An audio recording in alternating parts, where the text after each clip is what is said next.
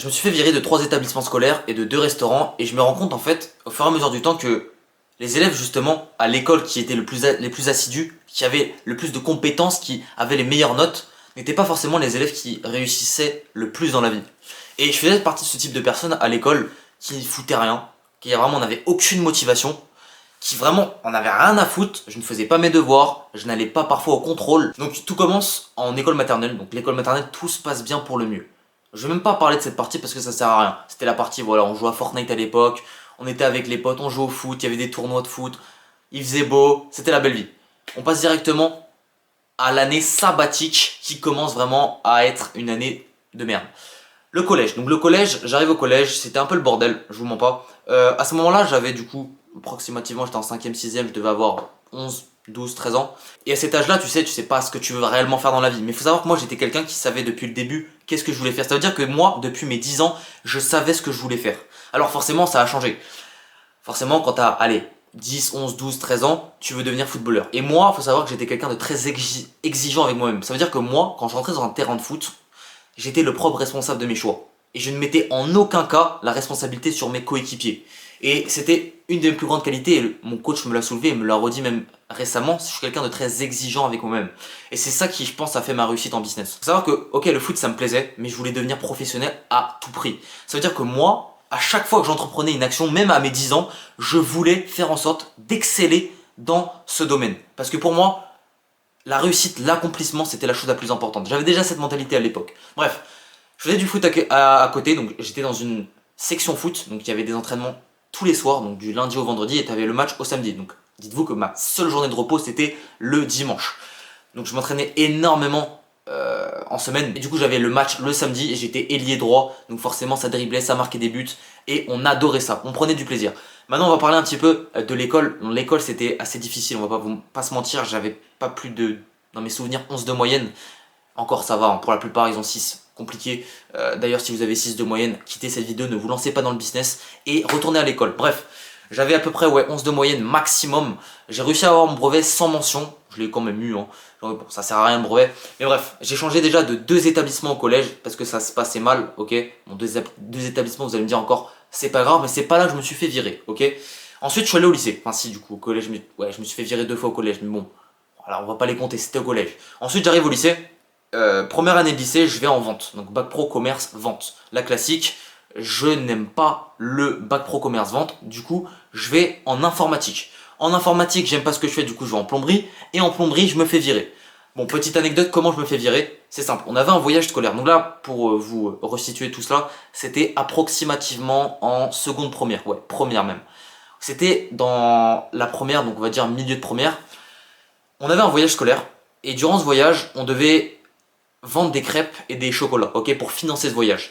Et pour les vendre, du coup, on avait des fiches, on devait les signer avec les gens qu'on allait prospecter en allant faire du porte-à-porte, hein, tout simplement, dans notre quartier. Et moi, ce que je faisais, c'est que je me suis dit, mais en fait, moi, je suis quelqu'un d'excellent. Je suis quelqu'un, je veux toujours avoir du résultat. Du coup, je me suis dit, on va vendre les chocolats et les crêpes 2 fois plus cher. Par exemple, le paquet de chocolat, il était à 10 euros, je le revendais à 20 euros. Et en tout, j'ai fait 500 euros comme ça. Bon, de bénéfice, hein, je préfère préciser. Je me suis fait cramer, forcément, cramé par le lycée, je me suis fait virer. Enfin, je me suis pas fait virer, j'ai eu un premier conseil de discipline et ensuite j'ai eu un deuxième conseil de discipline parce que j'avais filmé un prof avec mon téléphone. Forcément, c'était la goutte de trop, je me suis fait virer de cet établissement. Ensuite, voilà le moment où du coup je suis déscolarisé, donc je sais pas quoi faire de ma vie. Je suis désespéré, je sais pas où je veux aller et je commence à tomber sur ces vidéos de mecs sur YouTube qui parlent de business. Je commence à prendre des accompagnements, notamment l'accompagnement de Michael Wu, ok. Après on est devenu très proche, enfin très proche, j'abuse, mais bon. C'est un bon gars en tout cas, je recommande. Et j'ai pris plein d'accompagnements, j'ai regardé plein de vidéos YouTube, jusqu'à que je commence à me lancer dans cette sphère du business en ligne. Je commence à lancer tout un tas de business. Je commence à me lancer dans la création de contenu, dans l'achat-revente vintage, le dropshipping, tout et n'importe quoi. Forcément, je suis quelqu'un de volatile à cet âge-là, tu sais pas trop où tu vas aller, t'as pas une vision claire et tu fais n'importe quoi. J'ai fait de l'argent, ok, je vous mens pas que mes premiers mois j'ai dû faire entre 500 et 1000 euros et c'était quelque chose d'exceptionnel pour moi. Donc je me suis lancé dans cette sphère, sauf que le problème encore une fois c'est que à la maison ça n'allait pas. Forcément quand tu es déscolarisé et que tu génères pas assez d'argent pour justement prouver à tes parents que tu peux arrêter les cours et que tu peux ne pas chercher de travail, c'est compliqué, surtout quand tu es encore mineur. Donc forcément ça allait pas à la maison, pour moi psychologiquement c'était très difficile parce que déjà j'avais peu de vie sociale parce que je m'étais séparé de tout le monde parce que en fait je partais du principe que les gens qui pensaient pas comme moi, ils ne devaient pas rentrer dans mon cercle d'amis. Du coup je me suis retrouvé tout seul en fait, juste avec des gens que je côtoyais dans l'accompagnement. Donc c'était même pas en physique, c'était virtuel. Donc c'était assez compliqué cette période, ça a duré 5-6 mois jusqu'à que j'ai dû trouver un autre travail parce que j'arrivais pas à faire plus de 1000 € par mois, c'était difficile. Donc je savais pas du tout ce que je voulais faire, je me retrouve à la mission locale, pour ceux qui savent pas c'est des gens qui t'orientent, qui t'aident à trouver un métier qui te correspond. Donc des études du coup à l'époque, et du coup je me lance dans le CAP restauration service. Le pire choix de ma vie, honnêtement. Mais j'allais dire le pire choix, mais ça m'a donné tellement de haine et tellement de force, tellement d'énergie pour avoir ce que j'ai aujourd'hui, que vous allez voir à la suite de cette vidéo, que ça m'a donné énormément de boost et que ça a eu un intérêt énorme sur ma réussite, même si pour moi j'ai pas encore réussi actuellement, mais un petit peu quand même, ok. Enfin, bientôt. Ok. Donc du coup à ce moment-là, je trouve un restaurant, ok. Et pour moi je me disais que bon ok, serveur, restaurant, t'es dans un restaurant, t'as chaud, parce que j'avais fait des stages en plomberie et en menuiserie avant et je détestais, t'es là, tu mets tes mains je sais pas où, il y a de la poussière, il fait froid, c'était horrible. Du coup je me suis dit bah je vais faire un CAP restauration en service et en fait je me suis juste dit que j'allais faire ça parce que quand t'es dans un restaurant, t'es dans le confort, c'est cool quoi, c'est chill, t'as une petite musique, tu vas servir des gens, tout le monde rigole et c'est fun. Forcément ça a été l'inverse et vraiment je me suis pris une baffe, hein. Donc je me suis pris une grosse surprise, j'arrive, donc les premiers jours tout se passe bien, forcément premier jour, les gens, le patron t'accueille, les salariés t'accueillent, te disent ouais bienvenue, tout va bien se passer. Je commence à servir un jour, 2 jours, 3 jours, une semaine, au bout d'une semaine, je commence à me dire ouais c'est bien mais c'était pas comme je l'avais pensé. Au bout de la deuxième semaine, la dame avec laquelle je travaille, donc c'était ma supérieure entre guillemets, même si je considérais que personne n'était supérieur à moi à l'époque et je le considère toujours pas maintenant, mais bref, je la considère, enfin, la plupart des gens l'auraient considérée comme ma supérieure. Donc cette supérieure commence à prendre la confiance et me traiter comme un chien. Elle commence à me parler mal, elle commence à me dire que je suis un enfoiré.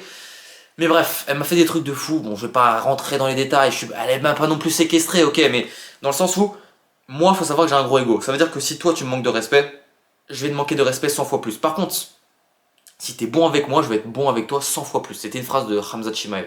Bref, c'est pas le sujet. Donc du coup, ça se passe mal, mais forcément, je suis responsable. Je détestais ce que je faisais, ok, servir des clients, ça me cassait les couilles, je vous le dis honnêtement. Prendre des plats, les servir, et pour que la plupart des clients te regardent même pas quand tu les sers, ça me cassait les couilles, et j'étais pas là pour être une pute. Je sais que bon, là, je rentre un peu dans les émotions, et je m'énerve un peu pour rien, mais en fait, quand j'y repense, c'est horrible. Ça veut dire que toi, tu prends ton temps pour servir cette personne, elle te remercie même pas. Et même les personnes qui vont te remercier, en fait, dans ma tête, je me dis, mais en fait, je suis une grosse salope. Je prends un plat, je te le mets sur la table, et moi, je touche même pas 600 €. Oui, parce qu'avec mon CAP, je touchais, je touchais 500 €, 600 € par mois. Alors qu'en ligne, je faisais plus que ça. Sans bouger de ma putain de chaise. Bref, j'arrive du coup à servir des clients, et à la fin, je vois que je gagne 600 € par mois. Je me fais traiter par un chien. Le patron, la dame justement, qui me traitait comme un chien, me traitait de plus en plus comme un chien. J'étais un putain d'esclave. Et elle était limite prête à m'insulter. Je vous jure qu'à un moment donné, j'ai failli me battre avec elle, je me suis retenu, j'étais en pleurs, je vous jure, je vous le dis honnêtement, bon, en pleurs peut-être que j'abuse, mais j'étais en larmes quand je prenais mon scooter, je partais de ce restaurant le soir, j'étais en larmes, je détestais ma vie, je détestais ce que je faisais, j'étais pas libre, mon emploi du temps il était éclaté au sol, ça veut dire que j'arrivais à 10 h le matin, je repartais à 14 h, je revenais à 18 h, je repartais à 22 h, ça c'était ma putain de vie. Et ça, du lundi au samedi. 100 jours de repos à part le dimanche. Même le dimanche matin, je travaillais pour vous dire. Tout ça pour travailler pour 600 € par mois. Jusqu'au jour où je pète un câble. Et là, vraiment, je pète un câble. En fait, c'était un midi. Donc, le patron et cette dame, du coup, je vais pas citer son nom. Mais en tout cas, c'était une belle... Je vais pas dire parce que je connais pas YouTube. Peut-être qu'ils vont me bannir pour un vocabulaire trop vulgaire. Mais bref.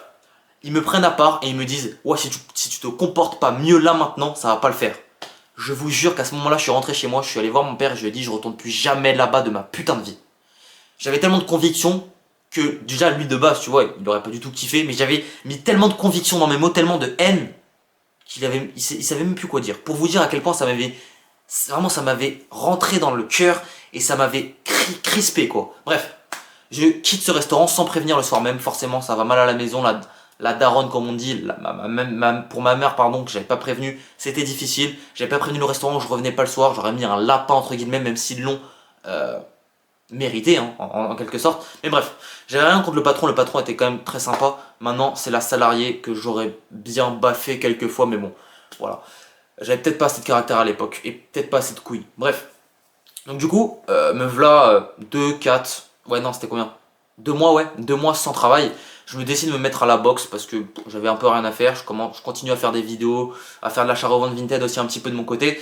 Et puis je dois trouver un autre restaurant parce que forcément ma mère était contre, mon père aussi, donc il voulait pas que je reste à la maison. Ce qui est logique en réalité, quand t'es un parent tu veux la sécurité de ton enfant. Donc du coup bah j'étais encore en CAP, c'est-à-dire je continuais à aller en cours, on avait une semaine de cours à peu près toutes les 4 semaines, donc tous les mois.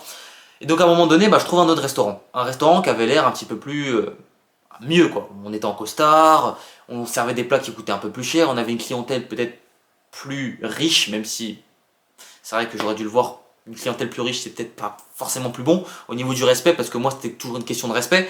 Et du coup je me suis dit bon peut-être que bon, c'était une mauvaise expérience la première et que ça allait être mieux. C'est faux, dans ma tête je savais que j'allais quitter ce restaurant dans même pas un mois et que je détestais ce que je le faisais juste pour mes parents. Honnêtement je vous le dis à vous, je l'ai jamais dit à personne mais j'ai jamais voulu me lancer dans la restauration en tant que serveur. Bref, donc du coup j'y vais, je sais que je vais encore être traité bah, comme un chien, clairement. Je vais aller servir des clients comme une petite pute. Et le cuisinier, il va me traiter de petite pute, alors que lui, il se fait traiter de petite pute par son patron. Pour vous dire un petit peu la connerie de la chose. Bref. Donc je commence à travailler. D'ailleurs, le cuisinier qui m'insultait, hein, enfin, peut-être insultait, j'abuse, mais il se foutait de ma gueule. Hein, clairement, il se foutait de ma gueule et il m'engueulait, alors qu'il n'arrivait pas à dormir le soir parce que justement, son patron, donc le directeur de l'hôtel, il lui mettait de la pression. Donc, toi qui me regardes, je sais pas si tu me regardes actuellement, mais si tu me regardes, tu ferais mieux quand même de déjà comprendre un petit peu que t'es pas forcément supérieur à moi et t'es peut-être même une merde actuellement. Alors même si tu fais des bons plats, ok, tu sers à la société, c'est très bien, mais il est où ton respect? En fait, c'est ça je comprends pas. Bref, je vais pas rentrer dans les détails. On n'est pas là pour faire de la psychologie. Donc du coup, j'arrive dans ce restaurant, je travaille, je commence à servir des clients, etc., etc. Tout se passe bien, ok. Ce restaurant, non, tout se passait bien. Bon, même, je me sentais très mal, encore une fois. Quand je prenais mon scooter, je revenais chez moi le soir. J'en avais marre de ma putain de vie, de l'emploi du temps. C'était horrible, je détestais ma vie. C'était horrible, tu devais partir le matin à 9h30. Tu n'avais pas le temps de travailler sur ton business le matin, tu n'avais pas le temps de faire du sport, tu avais le temps de rien faire. Tu devais aller au restaurant, servir, donner ton temps pour pas gagner 600 € par mois. Même pas gagner 600 € par mois. Et tu avais ton supérieur qui te traitait comme un chien. Et en conséquent, les clients qui te traitaient comme un chien. Et c'était horrible. Genre vraiment, c'était horrible. Bref. Mais ça se passait quand même bien parce que j'avais quand même la pression des parents. Ce qui faisait que du coup, dans ma tête, je me disais que jamais de la vie, il fallait que je quitte ce restaurant parce que sinon j'allais vraiment être dans la merde. Et là, mon ordinateur et mon téléphone, je pouvais ne plus les revoir. Et ce qui, du coup, vraiment me mettrait très mal, ok. Parce que si je peux plus revoir mon ordinateur et mon téléphone, bah, y a plus de business et il n'y a plus de potentielle liberté financière pour moi. Donc du coup, forcément, quand je vous raconte tout ça, hein, je suis toujours en train de tester des business à côté. Hein. Donc là, j'étais plus à ce moment-là dans la TikTok Money. Ok, j'avais commencé à gagner de l'argent. Je me rappelle même, j'avais fait une vidéo, elle m'avait rapporté 230 €. Sauf que le problème, c'est que j'avais perdu l'argent parce que TikTok il m'avait ban. D'ailleurs, si vous me regardez actuellement, ne vous lancez pas dans la TikTok Money. Très mauvaise idée. Et bref. Et du coup, j'avais lancé une formation sur ça. J'avais aussi vendu des formations. Bref, j'étais un peu dans cette période. Et du coup, vient un stagiaire dans ce restaurant. Donc un stagiaire, un arabe, bon, je le précise, je sais pas pourquoi je le précise, hein, honnêtement, j'ai rien contre les arabes, ok. Mais bref, c'était un petit arabe, ok. Bon, un petit arabe, il était plus grand que moi, mais bon, vous m'avez compris. Et du coup, on rigole, on s'entend tellement bien ensemble.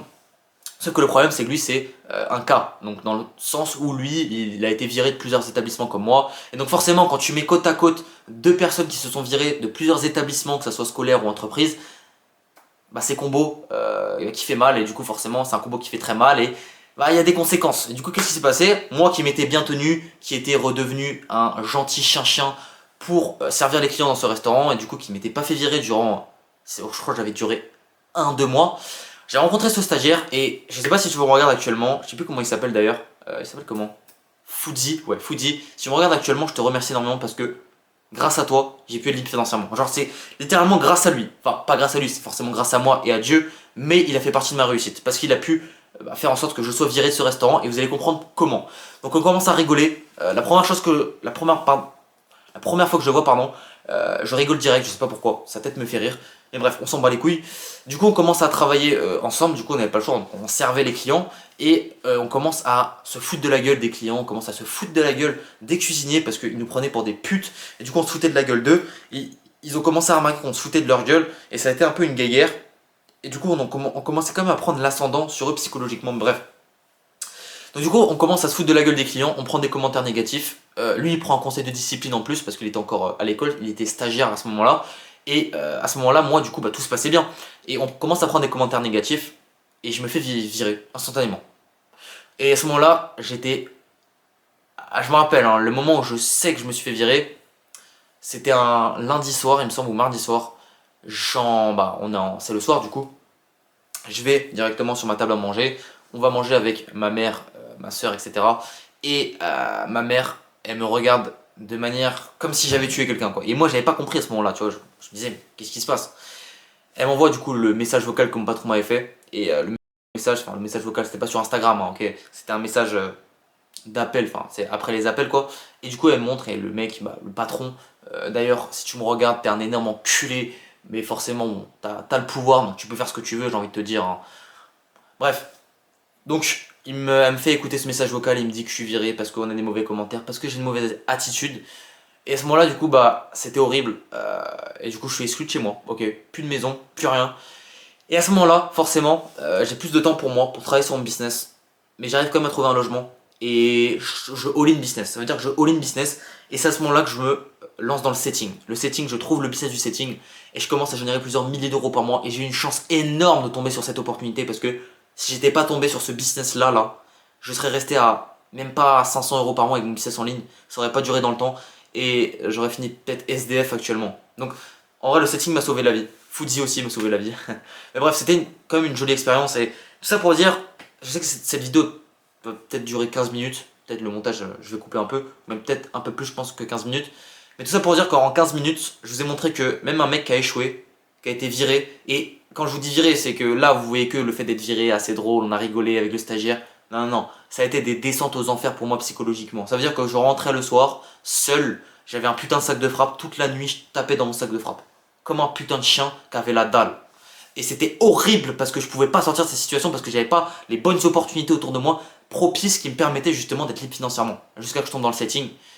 Mais tout ça pour dire, si vous êtes salarié, vous êtes étudiant, faut juste que vous ayez les bonnes informations et que vous allez dans les bonnes opportunités. En vrai, je pense que tous les business marchent. Ok. Mais prenez quelque chose qui vous correspond avant tout. D'ailleurs, si vous aussi vous voulez vous lancer dans le setting, n'hésitez pas à venir sur mon Instagram. Et il est en description du coup. Vous pouvez prendre aussi un appel si vous êtes intéressé par le fait que je vous donne un plan d'action pour passer de 0,5 000 euros par mois avec le setting. En tout cas, c'était mon histoire. J'ai beaucoup parlé durant cette vidéo. Je m'attendais pas à faire une vidéo aussi longue. Mais j'espère que ça vous a plu. Moi, je vais aller jouer un peu au basket tranquillement et tourner des vidéos Instagram. Et puis, c'était Maël.